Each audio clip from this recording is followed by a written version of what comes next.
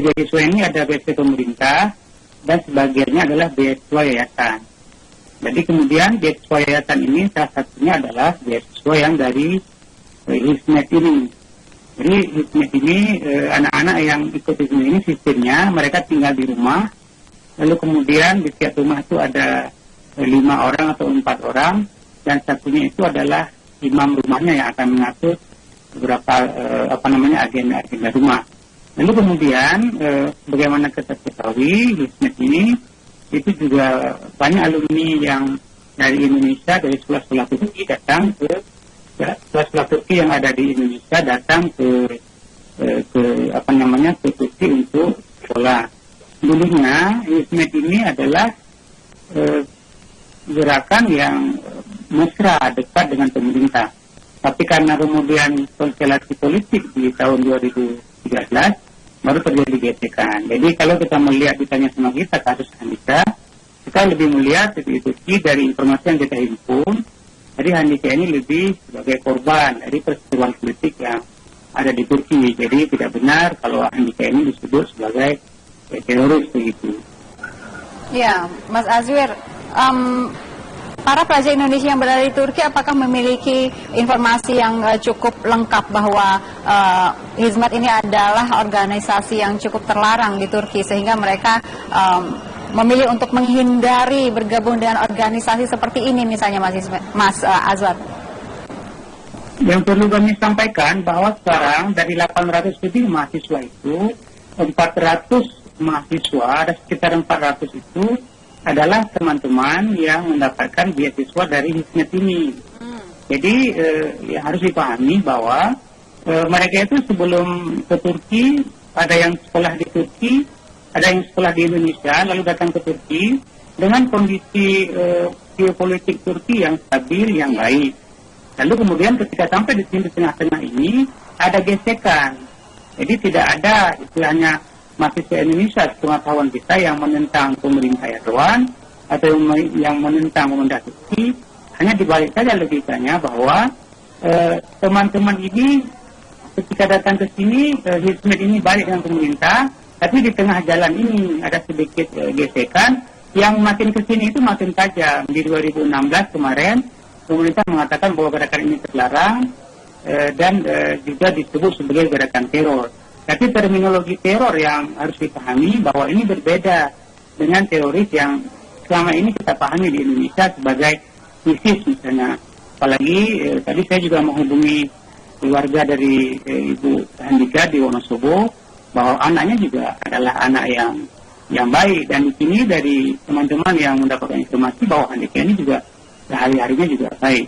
Nah, informasi yang kita himpun itu menunjukkan bahwa sebenarnya Handika ini lebih menjadi korban daripada apa yang sedang terjadi di konstelasi politik Turki. Baik, Mas Azwar.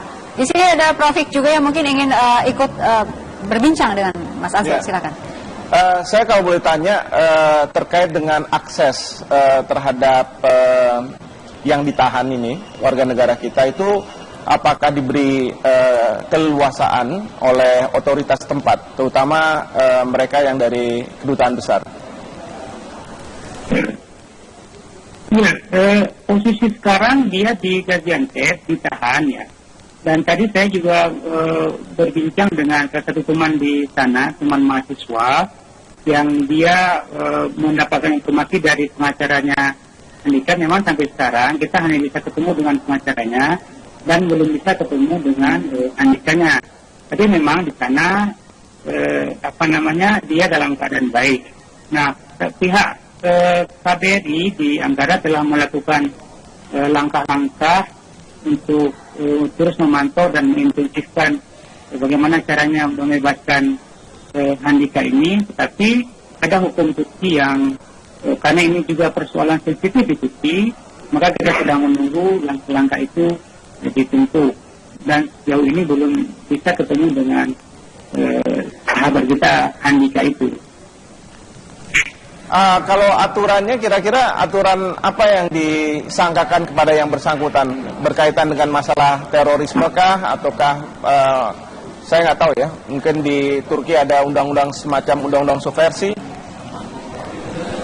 Ya, sebenarnya dampak dari perselisihan tajam politik di Turki, yaitu antara pemerintah dengan Hizmet ini, berimplikasi juga kepada pelarangan Hizmet. Sebelumnya itu memang sudah ada penutupan seperti kursus-kursus yang milik Hizmet. Kemudian juga ada media yang ditutup oleh pemerintah, sampai kemudian penangkapan daripada aktivis yang di Hizmet ini gitu. Jadi sebenarnya sudah ada larangan untuk tidak bergabung ke Hizmet ini, atau istilahnya keluar dari rumah yang diberikan beasiswa oleh Hizmet ini.